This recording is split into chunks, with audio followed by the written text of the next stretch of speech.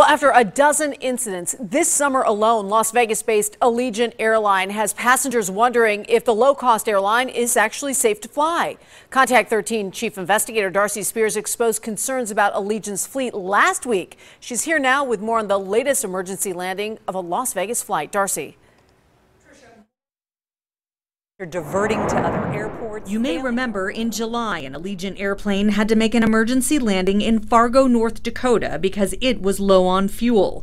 Allegiant says Monday's flight went to St. George instead of Las Vegas for a suspected fuel leak, but upon inspection of the aircraft, they think it was actually an issue with the fuel gauge. They're still investigating, but don't believe there were any issues with the fuel systems. With such a small fleet of aircraft, they have way too many issues. Chris Moore, chairman of the Airline Mechanics Coalition, says his group's investigation of Allegiant turned up multiple issues with fuel systems this time last year, including a fuel tank boost pump failure and a fuel pump not transferring to engines.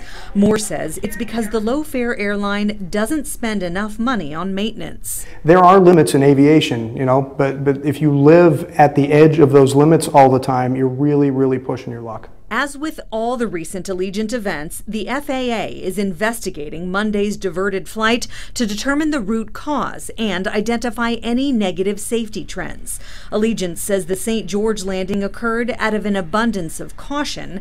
Passengers we spoke to are increasingly concerned. I've been reading about some problems they've been having, and I guess for me at this point it's just adding on another incident that shows that it's kind of scary to book a flight with them. In addition to safety concerns, there's the inconvenience of being delayed for almost 5 hours. Allegiant doesn't usually have service at the small St. George airport, so when they landed there unexpectedly Monday night, there were no staff on duty or refreshments available for frustrated passengers.